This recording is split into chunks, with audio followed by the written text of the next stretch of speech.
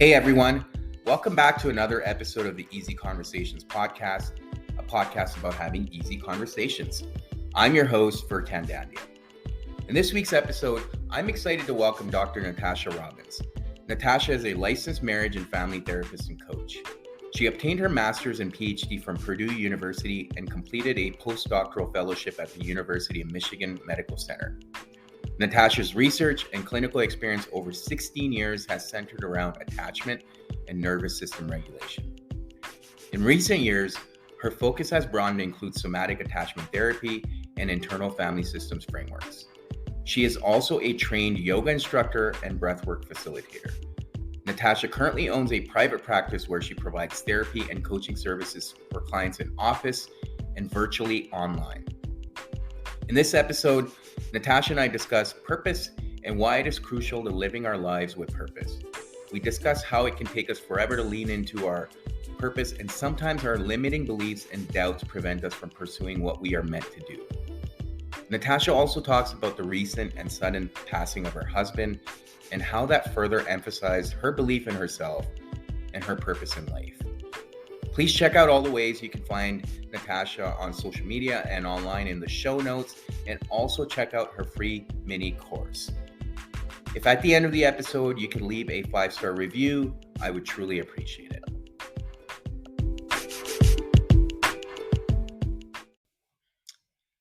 All right, Natashia, welcome to the Easy Conversations podcast. Thank you for joining me today and wanting to have this conversation with me. I'm super grateful and excited to talk about purpose with you today. But before we get started, I want to give you an opportunity to tell the listeners a little bit about yourself and what it is that you do, and where you're based. Yeah, I'm in Michigan, and I've lived here since, I want to say 16 years I've been here. So I'm not from here, but this is where I've been for quite a while since having my kids and all that. I'm a licensed marriage and family therapist, and I have a PhD in marriage and family therapy. And I've been in clinical practice in some form or another for about 16 years. More recently on my own. In past years, I've been involved with clinical research or larger group practices, but this for the past few years, I've been on my own. So I work with, I'm also a coach. So I'd say about 50% of my work is virtual online with therapy clients or coaching clients. And the rest is in person in my local office here for people who prefer that. And in my research background and in my specialized training, I'm very attachment oriented. So that's sort of a lens that I bring since day one in my work. I've always loved the concepts of attachment theory, and my research is always focused on attachment and emotion regulation. More recently, emotion regulation from the standpoint of nervous system regulation. So there's been like a bit of an evolution in terms of how we think of emotion regulation. So it's interesting because as I was sort of jotting down thoughts for today, I didn't think that those themes would come up, but I do think they will. And it's just, so I'll sort of like let that sit there until we dig deeper into the conversation. Yeah. No, I appreciate that. Thank you. And yeah, attachment theory is something that fascinates me too, because it's interesting how, you build these styles as a child and you continue to seek them out on a subconscious level, right? And until you don't bring awareness to it, you're not really mindful of how you've been repeating these patterns throughout your life. And you often manifest the same relationships as well. Is that something that, is obviously probably backed by research, but what are your thoughts around that? Yeah, it's so interesting because when we think of attachment theory, we often think about relationships, especially like romantic relationships or relationships with attachment figures. But attachment theory is really all about the internal working model, which is developed at a very young age based on the quality of our caregiver interactions with us and our early relationships there. And the internal working model is about our relationship with self, world, and others. So it includes our internal relationship with ourself, our relationship with others, which is what we tend to think about it, but also in the world. And when we talk about purpose, I feel like we're tapping into the world part of it, how Hmm. safe we feel being out there in the world, getting our message out there in the world. And it's so connected to how we feel in here in our bodies, in our relationship interiorly.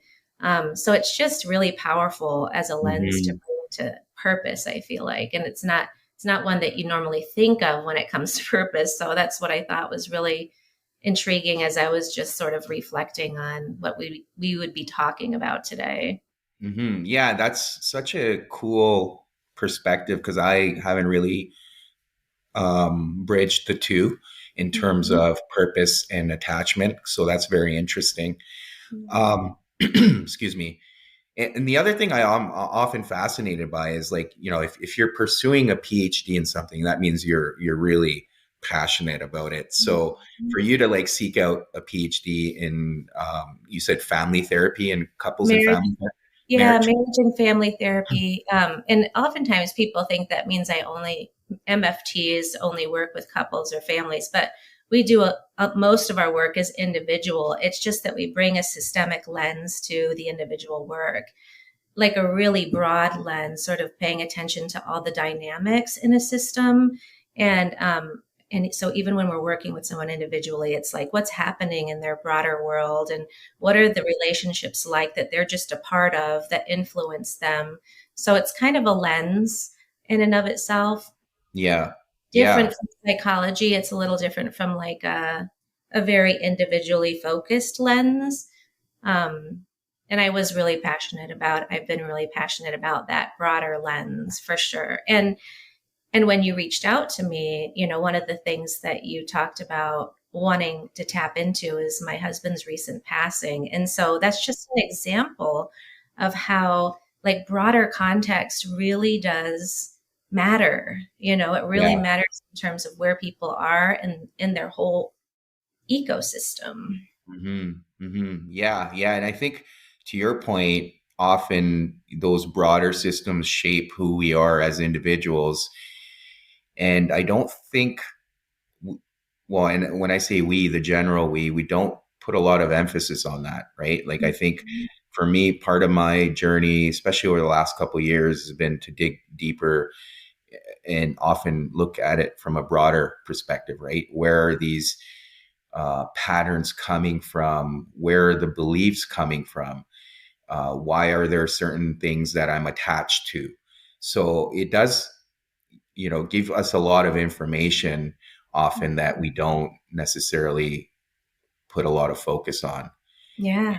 Do you tend to see that quite a bit in terms of the work you do with people as well? That what I find is, you point out the smallest thing that perhaps came from a parent or from a family member, and it's like people's face light up because it's like they've just discovered something brand new, which I Yeah. find always it's rewarding for me because I feel like I've helped someone uncover something deep and meaningful. But at the same time, I find it very fascinating that Mhm. it's buried so deep.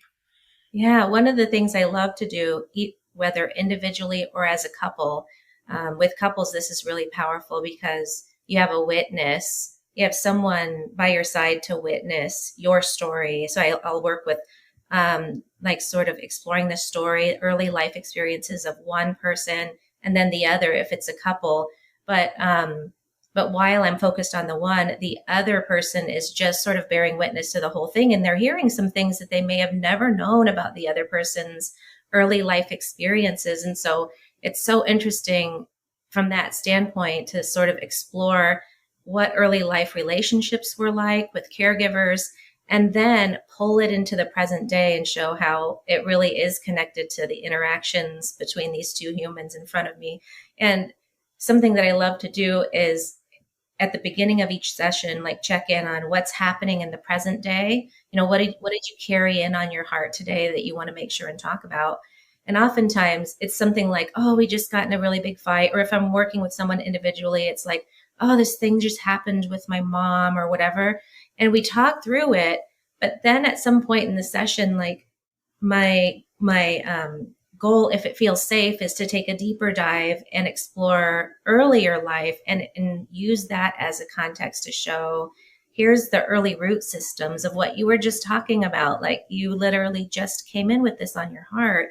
And look how just in this little bit we've been talking about early life, you can see how it showed up there.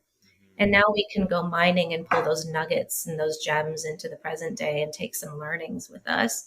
It's really cool, really Yeah. powerful work. And you're right, people's eyes kind of light up like, oh, okay. And it's just sort of like going excavating and realizing that like there's something here for me. Yeah. Yeah. Yeah. And I think the other piece is to kind of approach those moments with compassion without judgment, right? It's easier to judge because we'll either judge the people who perhaps were responsible for that in our lives, or we'll judge our inability to show up for ourselves or whatever it is to be able to care for ourselves in those moments.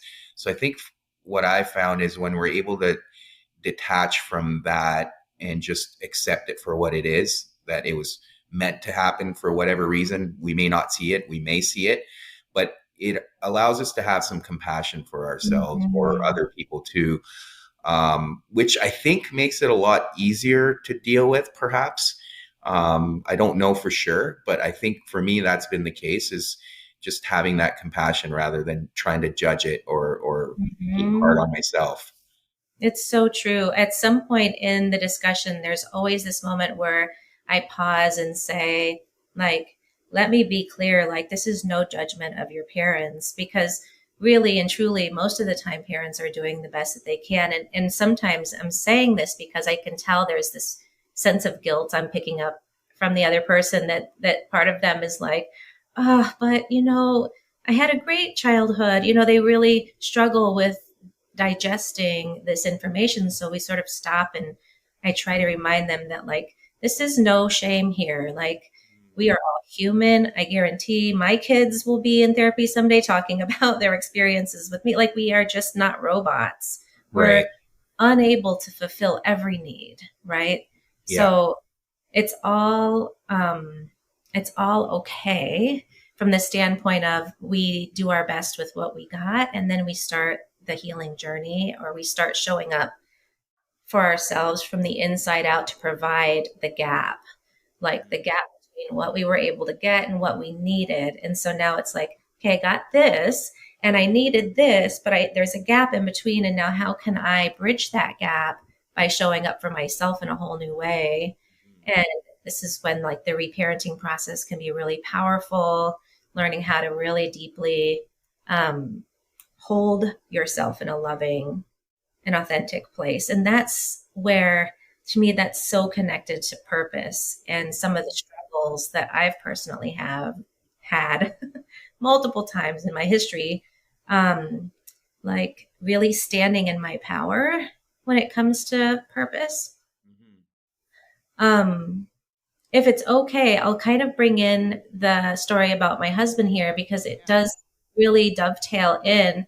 Not the most seamless transition, but I feel like that's a really powerful place to start in terms of Yeah. purpose for me. And because it's really led me to sort of awaken and on a deeper level, the experience that I witnessed him experiencing.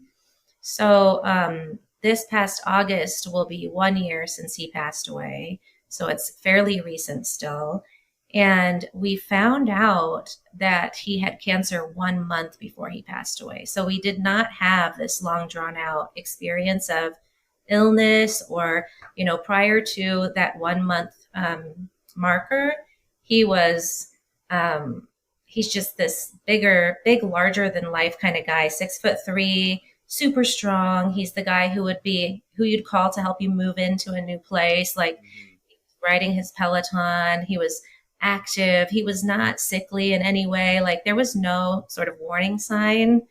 And Yeah. then he developed some abdominal issues, and they were present for like a solid week. And I was like, you really need to go to the doctor because that should be getting at least a little better, right? Like if you have a tummy bug or something. He was really resistant to going, like, I'm fine. I don't need to go. That's going to be a waste of time to go to the doctor. And then he went to urgent care on the weekend because it was getting worse. And that's where he was diagnosed with cancer. And then later found out, the exact diagnosis and all of that. And it turned out to be rectal cancer, which can be is known to be a silent killer. Like there's just not a lot of symptoms prior to the end. So it's really important to do screening, which Yeah. he did not do.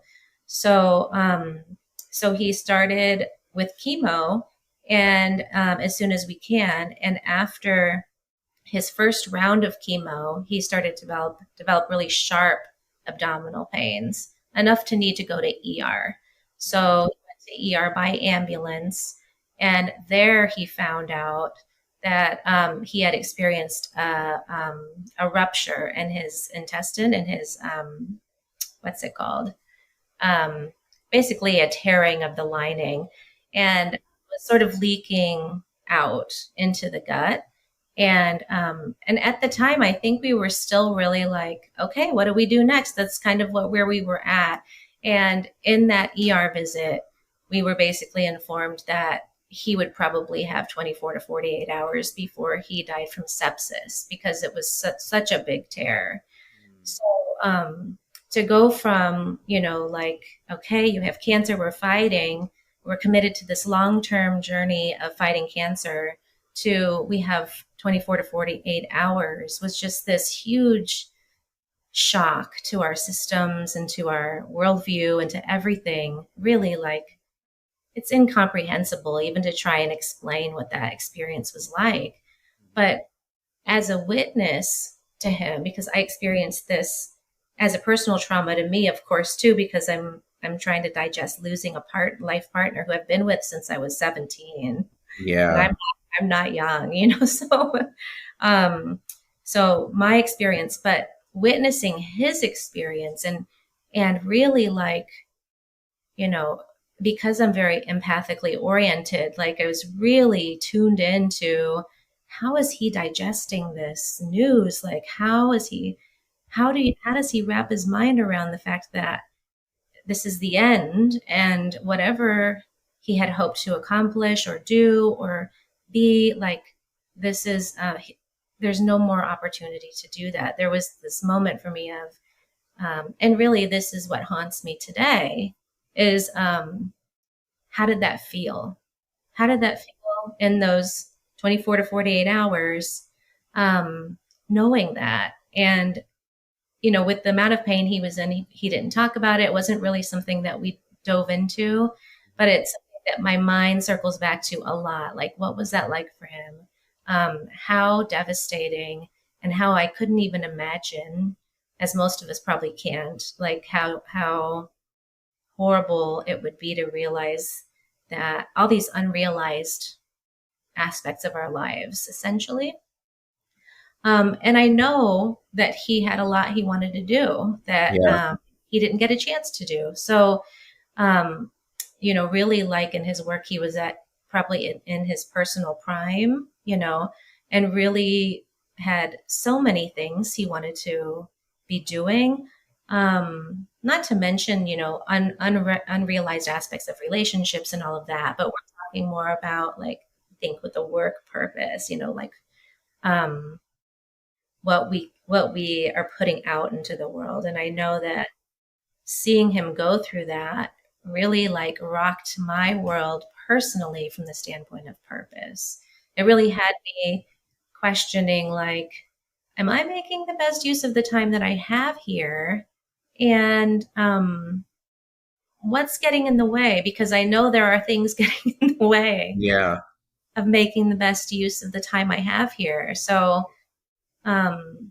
just I wanted to pause there and see, just to give you a chance, because I'm talking a lot, if there's anything you wanted to say about any of the, stuff I've kind of been throwing out there. Yeah, no, lots of questions obviously come to mind, but first of all, I want to first thank you for sharing that openly and vulnerably. I can't even imagine what it must be like, right? So I guess the first question that comes to mind is how has the grieving process been? I mean, a year and a bit isn't, to me, still very close, right? Like it's still recent. How has Mm-hmm. that been for you, and how have you shown up for your children? Like, how many children do you guys have? Mhm. Two kids, two girls, age 11 and 13 right now. And it's been so weird. And this is not my first experience with grief, but each grief experience is so different. Yeah. So I lost my mom tragically when the girls were 2 and 4, and she died in a car fire. Really unexpected, tragic situation in the process of trying to relocate, move from Arizona to Michigan. They never made it, her and her partner. So that experience of grief was awful and just life changing, but also this is so different. It's, you would think, oh, I know how to get through grief, but it hits again and you realize how little you really know. Um, I will say the early months were very felt almost as though my nervous system was extremely protective of me. It was sort of like I remember posting about this. There was a moment in time where we were in um, the hospice ward after he had been moved, and when we were told basically there was nothing more they could do. Mhm. So we're there in the hospice ward, and I think it finally dawns on me in a deeper way, like more fully digested, that um, what's happening here.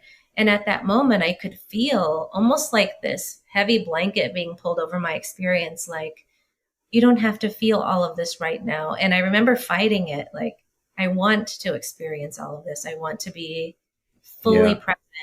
present. But it felt almost like the body forbidding the full intensity of that. I can't even describe it adequately, but it was a clear sense that um, I'm still here and I'm still present and I'm still feeling a lot. It's still extremely painful, but the fullness of it, it felt as though my body was saying, you're going to have a lifetime to feel the fullness of it. Right now, if you feel the fullness of it, you'll never get up off the floor, like, so I'm only going to let you feel what you can right now. And then um so it's felt like ever since then, this gradual thinning of that heavy blanket, like more and more and more clarity about what this means for us, what it means for him, what just a gradual deepening of the grief process, if that makes sense. And less of a shock kind of way, and more of like a walking through the heaviness of it kind of way, and the Yeah. riding the waves of it with my girls and stuff like that. So thank you for asking. Yeah, that's been, and it's still unfolding. Clearly my girls are not even thick, heavily in the teen years yet. So I'm anticipating and watchful that this is going to be an iterative process for them Yeah. and me. Yeah. And I mean, I think part of it also, like for you, is it the process of recognizing that you need to be able to be present with yourself and everything you're experiencing, so then you can be there for your daughters, because obviously it's a huge responsibility, right? Like not only do you have to grieve for what you've lost, but you're also responsible for these two girls that are going to grow up in this world and have so many questions. And you know grief is very complex, right? Mhm. Everyone has their own process with it. Everyone feels it differently. Everyone responds differently. So, to show up for other people can also be a huge responsibility. How do you know, what does that feel like for you when you think about that? Mm, that's such a good question. I mean, I feel like what it often means is letting them see me struggle to show up for myself, and then to take steps to show up for myself, like letting them see me not in any state of perfection, because there's no perfection here. It is like, sometimes will show up as annoyance or agitation or a bad mood, and then me and them witnessing that and having their own version of that happening, and then me sort of like saying, let's just sit down and talk. I think I'm having a rough day today, and it's okay. Like every once in a while, all of us are going to have this, and them seeing me acknowledge it and talk about it openly. And if we need to cry, cry. Um, I think, I think that it can be tempting to hide that process from kids.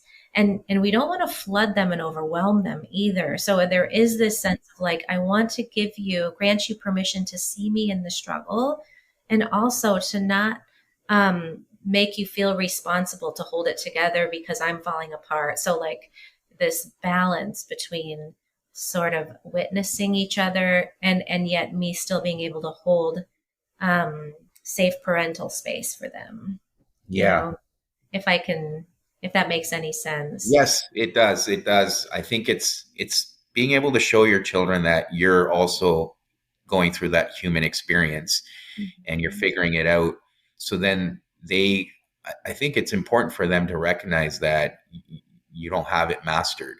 So there's like that shared space of compassion and support for each other. I think it's so important because the way I was raised was it was almost programmed that, oh, your parents have it all figured out. And I don't think that's right, because then you seem to lack that compassion for them as you grow older. For me, it resonates because not even close, but my son recently moved with his mom to another city, and that was a very difficult Mm. experience for me. And you know, I remember his last weekend before he was moving. I mean, I still see him now, but less. But is he was not showing the emotions that I would expect to see from a child, and he was going through his own process, and I had to really accept what that process was. I couldn't. I think I had to wrap my head around the fact that I can't dictate that process for him, and I shouldn't personalize it. Like if he's not showing emotions and if he's choosing to distance himself, that's his choice, and that's how he's processing it. But at the same time, it was important for me to show that human side of myself. And at one point, I remember just being emotional and telling him how this whole experience is very difficult for me, and I just want him to know that, but I don't want him to do anything and worry about me. I'm going to figure it out. But it was just being able to have that human connection, even though he's a child. And I think that's what you're getting at with your Yeah. daughters, is showing them that, hey, I'm also experiencing this Yeah. in my Yeah. way. You're modeling for him in that moment something that you may have never been modeled. I don't know, so like Yeah. if there was sort of a generational pattern of we don't show each other these things, you just broke that cycle. It may not be the first time, like because you have a value system where you really value authenticity and all of these things. But in that moment, you're really like stepping out of your comfort zone and the whole family history comfort zone. You're showing him a whole new way to be. And he may not register it in that moment, but his body picked up on all the information you gave him. So it is so much what I'm talking about, because I think kids are very protective of their internal states oftentimes. Right. And my youngest is more that way than my older daughter, but she does not want to talk about things about her dad and grief and all of that. She's very sort of zipped up around it. So with her, I try to approach it like, I'm going to model for you a different way of being so that you have access to another way of being if and when the moment comes that you feel safe enough inside to go there. Yeah. In the meantime, whatever you're doing is exactly what you need to do. Like trusting her body, that right now her body is telling her this is too much. Like your son in that moment. His body might have been telling him, this is too much. Keep your armor on. If you take it off, it'll feel too overwhelming, right? And that's okay. It's Yeah. okay. Yeah. For sure. For sure. Yeah. No, thank you for building on that. And I guess another question that comes to mind is, often we're presented with these situations in life, and they can be hard, right? Mhm. And I'm not trying to compare situations, but there's often things that are handed to us, and you can sit there and wonder, like, why? Like, why is this happening? And like, how can this be happening, right? Like, even with, as you mentioned with your husband, healthy person doing all the right things, and all of a sudden just handed these cards. Mhm. What was that experience like for you, to, looking back, and how were you able to change the narrative around it? Hmm. Yeah. It's so, this is I probably in the middle of doing that, and I love when I get a chance to talk about something that I'm in the middle of, because it's not going to be, my answer is not going to be polished at all. Right, of It's going to course. be an answer where it's clear I'm still sorting this out. But like, sometimes I have to intentionally separate, like, um, how could this have happened from the standpoint of his life to how it applies to my life, because I struggle the most to make sense of why it happened to him, for him, that what good is going to come out of it for him? He's gone, so why did did his life have to end in that way? And what kind of purpose how does that make sense for him? Mm-hmm. Right. For me, I'm still here. So there's so much that I can tap into in terms of like, wow, someday in the future, I may look back at this as a turning point for me, Mm-hmm. in Mm-hmm. terms of really giving me permission to make the best use I can out of the life I have left, right? Like, not wasting time and knowing that like the timing is always perfect. So I don't want to give the impression that up until now it's been wasted time, because we're always preparing, right? And so, um 10 years ago I might not have been ready, but now, on the heels of what we've experienced, it's hard not to, it almost feels selfish to even consider not making the best use out of the time I have left. Like, as though if Dave were here, he might be saying like, you're still there, I'm not. So you got to go out there and do the things. Like, you don't have the luxury of not anymore. And I feel that it's almost like a pressure, but it's like an invitation, Yeah. a really powerful one. And so, like, in my history, when I was jotting down some thoughts, like, one of the things that struck out to me is that there was this gap in my like professional development and Yeah. climb. And this gap was, um, like, I was clinically active for about 13 years, sort of climbing one goal at a time up the ladder, like getting my master's, getting my PhD, doing my postdoctoral fellowship, kind of like one hustle after the next, right? And then I feel like I kind of labeled it as the hustle and the collapse. Like, it almost felt as though, and the timing was perfect because I was having kids. So it was this Yeah. gap of like, I'm going to be having kids, I'm going to be present to them, and I'm going to be slowing down. And it's when I got trained as a yoga instructor and started doing some different kinds of trainings to augment Mm-hmm. and bringing more of a somatic element to my work. But so it was a good time.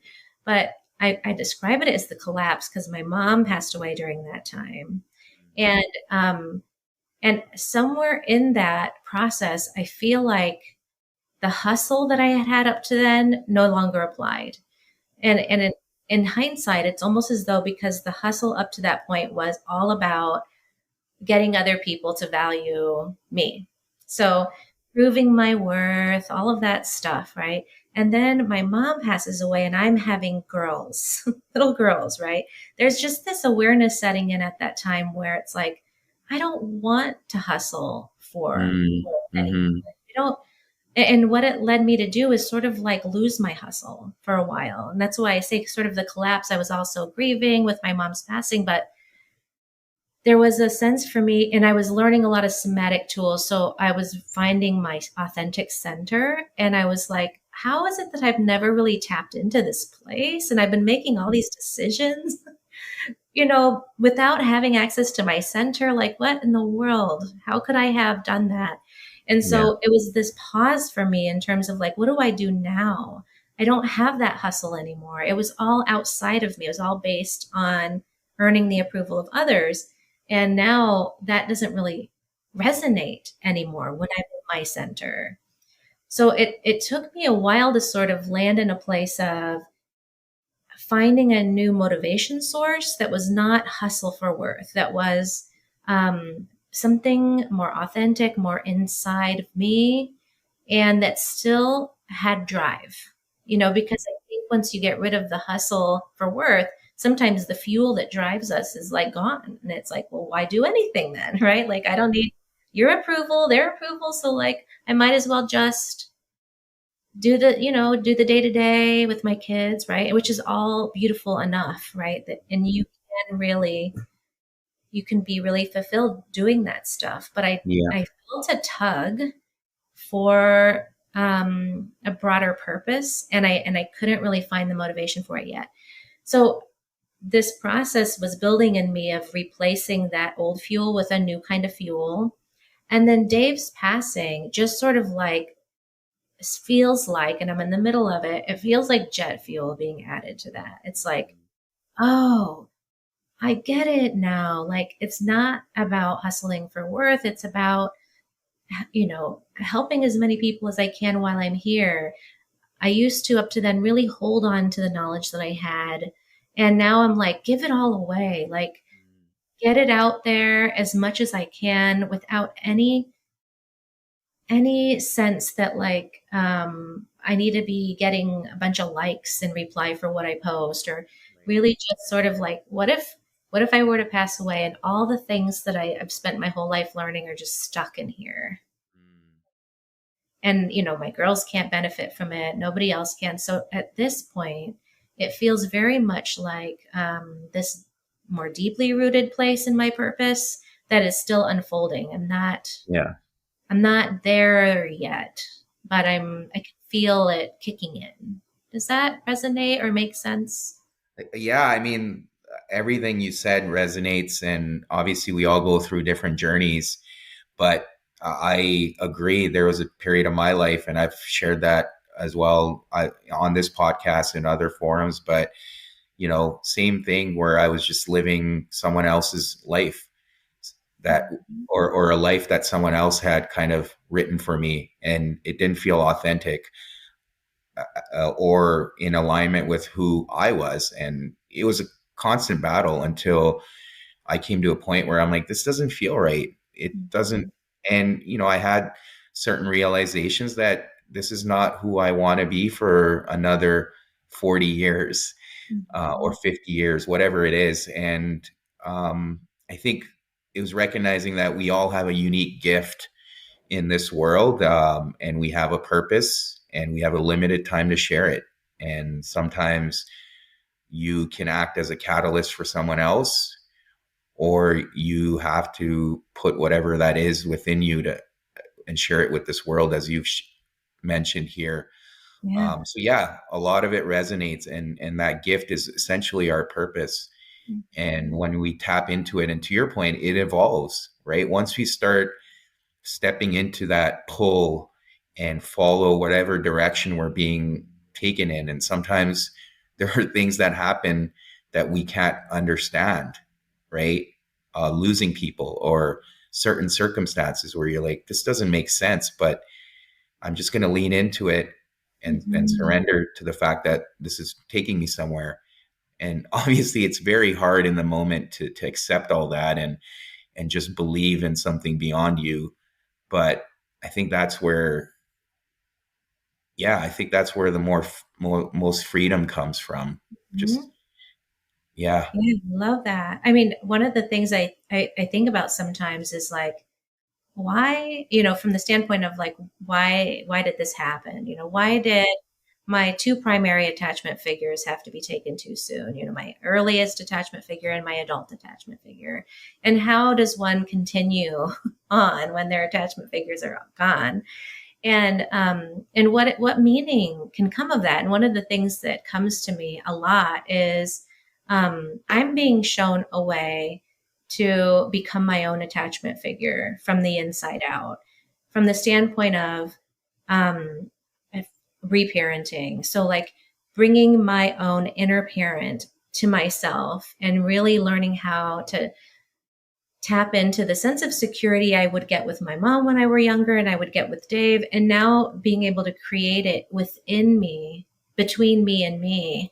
And and that process has been extremely comforting because when you develop that, it's sort of like nobody can take that. Like that can't go anywhere. So if I can be a safe place for me to land the rest of my life, I don't have to worry about losing that. That's solidly mine. And there's something about that that really like to me feels like a deepening of my roots in a way where I don't have to worry about getting toppled over by the next scary thing that happens because I have my own back in a really clear way.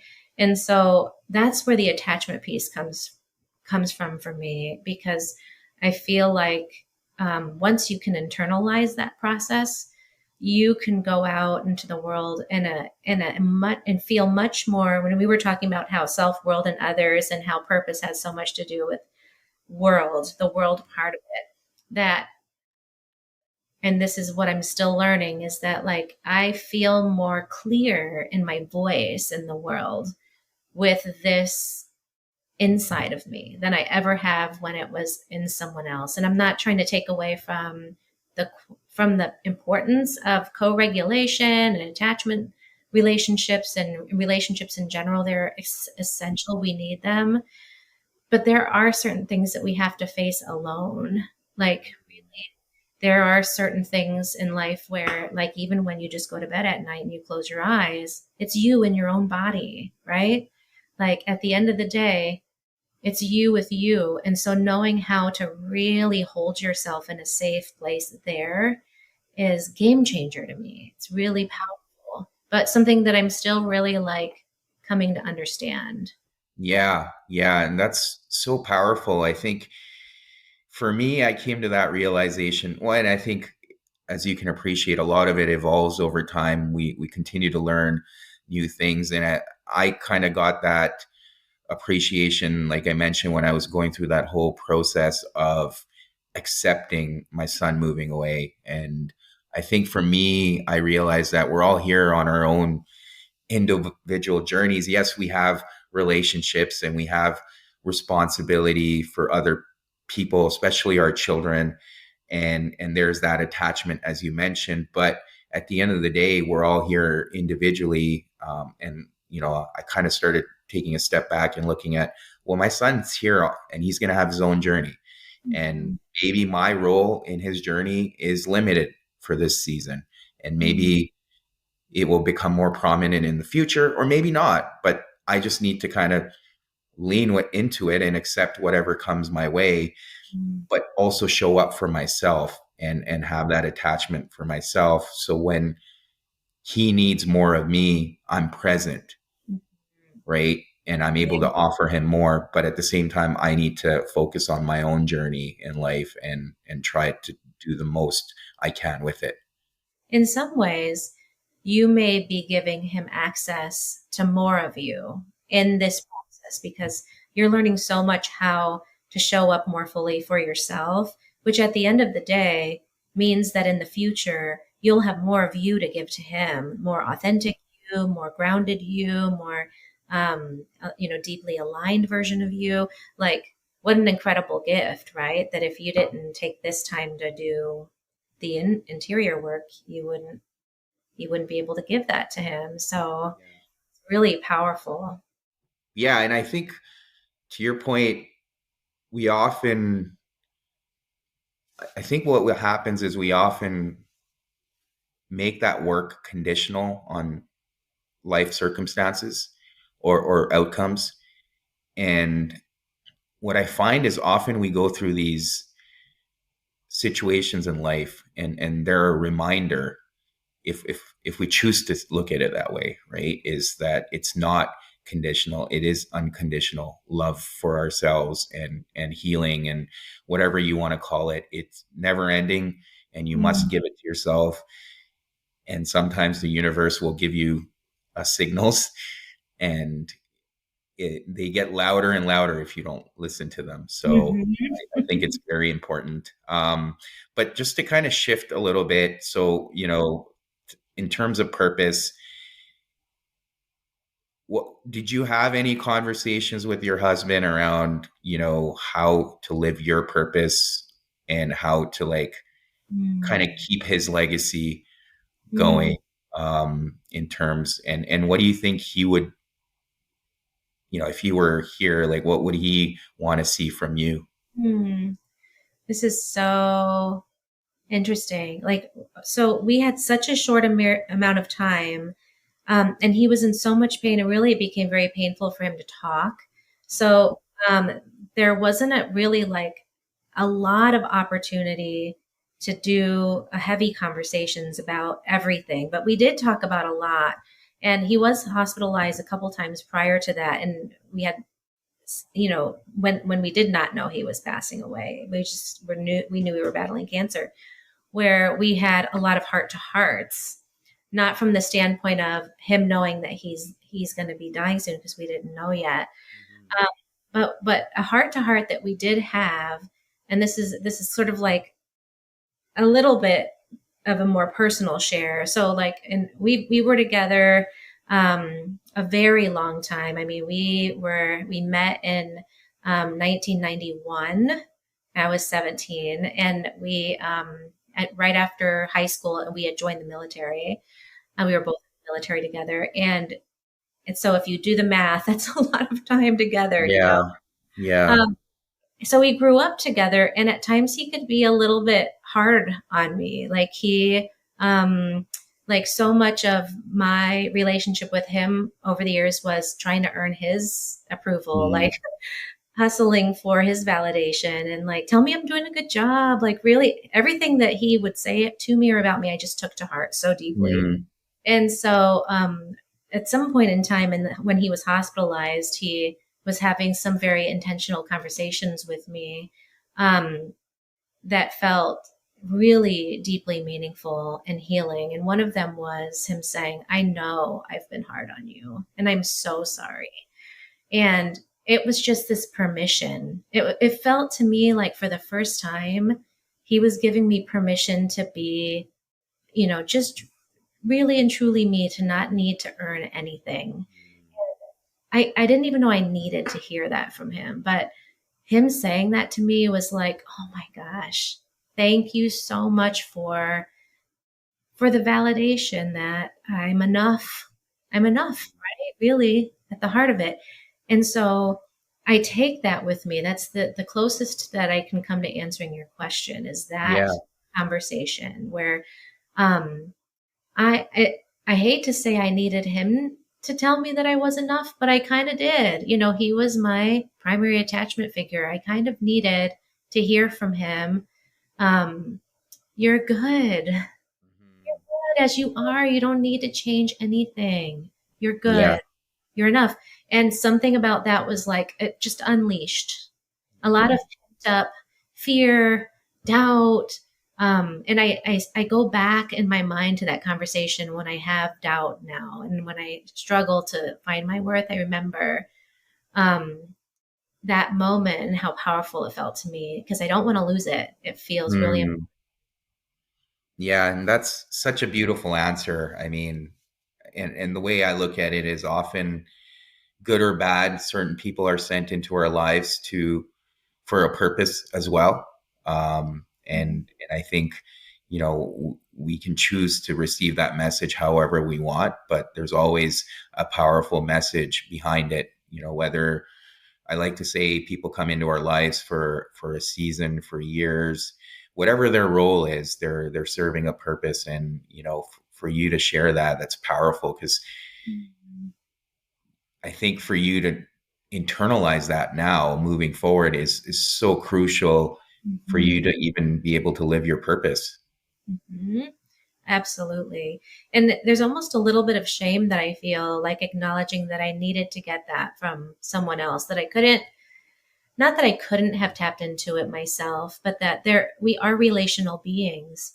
And that's the whole thing about attachment, that really there is an element that is so hard to access without the relational component being a part of it, without our someone who we love and trust essentially like holding us in this place of acceptance, that then we can really say, oh, I can accept myself then because you accepted me. That's what a secure attachment is, when that happens from birth. We have this really beautiful, secure relationship that develops within ourselves, that just strongly says, I am enough in myself, in relationships, and in the world. And I have a solid foundation.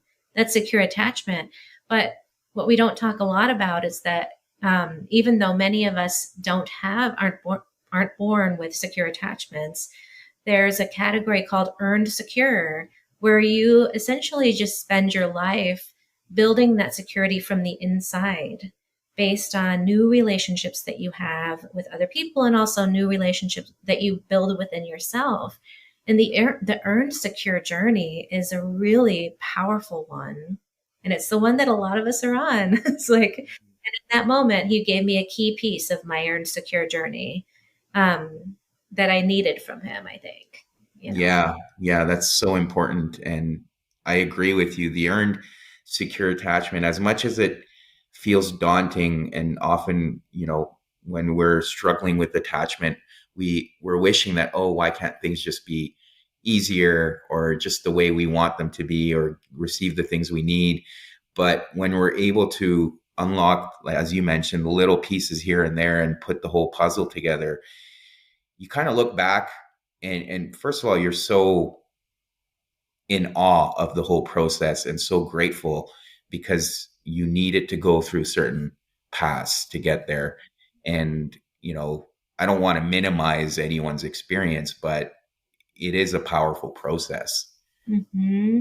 And it's okay that it is a lifelong process. Like, this is not oh, 6 to 8 sessions and we're good. Like, it's really like this up and down trajectory of remembering who I am, forgetting who I am, remembering a little more, forgetting, and really like falling and getting back up, falling and but the overall trajectory being in the positive, in the growth direction, even though there are dips along the way. And when I think about that gap that I was describing in my history, like with that taking time away from the climb, and then there being this collapse period, um, what comes to mind for me a lot is that we have to lose our voice in order to find our authentic vocal power. That like prior to that, I thought I had a pretty strong voice. I mean, I was really working hard in school and everything to develop that, but it wasn't mine. It really wasn't mine. And I had to lose that for a period of time to really figure out where is my own vocal power coming from, and what does that feel like and sound like, and can I create safety in my body to support it being out there in the world and it not terrify me to the point where I Yeah. shut it back down, you know? Yeah, no, thank you for sharing that. And I just want to be mindful of time here. I feel like we can talk about this stuff forever. And one of the things I realized, that I think I would love to have you on again to talk about attachment, if you're open to that. But Mhm. before we bring things to an end, I do have one last question. And I guess for people, I see it all the time. People are struggling to find their purpose, or just hoping to get answers. And that can often lead to discouragement, or I think you sometimes need to just with it, and the answers may not be there, but I truly believe you have to keep working at it, and just have this. I know it sounds weird, but this blind faith that, you're on the right path and you just don't see it right now, and things will uncover themselves at certain points. Yeah. What would your message be to people that are in that space and are looking for that purpose, or just doubting themselves? Hmm. I think I think that the first thing that comes to mind for me is trusting the process. That if it doesn't feel super clear yet, it's because it's not meant to feel super clear yet. Like there are experiences we're meant to have that are to come, will clarify and crystallize that journey more and more and more. Sort of like as though there were this higher version of us that left these glowing breadcrumbs on the path that we are just discovering along the way, like, oh, this resonates. Okay, great. And so part of what I love about the somatic part and why I love somatic attachment is that when you develop this relationship with your body and you're able to tune into its little tiny nudges, what's cool about it from one standpoint is it doesn't have to scream at you anymore for you to hear it, which is like a win, right? Like Yes. until then, when we can only hear it when it's screaming, it really is painful. But when we learn to tap into it, we can hear its whispers earlier in the process. That's less painful, right? And we can course correct more quickly, but and speak up more quickly in relationships and all of that. But also when we can recognize those little flickers of you're on the right path, this feels aligned, like that becomes this compass that you have in your back pocket all the time that you can pull out and say, like, where do I feel like I am? Let me really check in. And oh, I just spoke to Furcum and that felt like, oh, it felt expansive. Like that's a clue for me. That is a little glowing nugget on my path. And I try to pay attention to whenever I feel that because it says, keep going. This is the right direction. You're good, right? As Yeah. opposed to when I feel this really tight, like almost like, when you feel small or when you Yeah. feel like you're curling in energetically on yourself, then I tell myself, oh, that's not aligned, right? Maybe Mhm. it may not be Yeah. aligned. And listening to that is what I would really encourage people to do, or developing a really tuned ear inwardly to that. Yeah, yeah, that's amazing. And I can relate to that. The more I've become in tune with things, I can just feel my body, different parts of my body sending me messages. And for me, it's in the knees. My Mm, knees give me information now. And maybe they always did, and I just wasn't aware. But now that I've become more aware, my knees are often giving me information, whether I'm in the right direction or if I'm getting off course. And I have to listen to that. And when I do, it amazing. makes sense. I love that it's your knees. That is so incredible. That has Yeah. to have some sort of symbolic meaning. We'll have to talk about that at some point. Like I Yeah, love. yeah. And I actually, without going off on a tangent, I've looked into that. I actually, I've made reference to this book that Louise Hay has. This book, You Can Heal Your Life, and she makes, I think she points out certain parts of your body where you Mm, feel pain and what that means. And yeah, the knees, like I said, are a message of when you're kind of veering off your path. At least that's what I've internalized. So, um, amazing. yeah, thank you for sharing that. And I want to thank you for even coming on here. And I'm so grateful for your vulnerability and talking through what I can't even imagine must be so difficult, and sharing this space with me and the listeners. So, I have the most appreciation for that. And for listeners that would like to speak with you or get a hold of you, what are some ways they can do that? Hmm. Well, I have my Instagram where we follow each other. The Rooted Revolution is that Instagram name. And the link in there, the link in the bio takes you directly to my website, or actually my link tree where I have like more links. So that might be the quickest and easiest way to kind of find me. But I can also be sure to send you some links to other social media and stuff, and maybe you can list those if you'd like to. Yeah, absolutely. I'll put that in the show notes, so people can find you and I think you have tons and tons of wisdom to offer. So it'd be a great opportunity for anyone who's seeking or finding their purpose. Thank you for inviting me. This has been amazing. Yeah, no, this was great. Appreciate it. Yeah. So take good care. I'll talk to you soon. Yeah. Thank you for tuning in to another episode. As always, please subscribe to the podcast if you enjoy the episodes, or leave a comment in the comment section. I always love hearing from you. Thank you again, and until next week.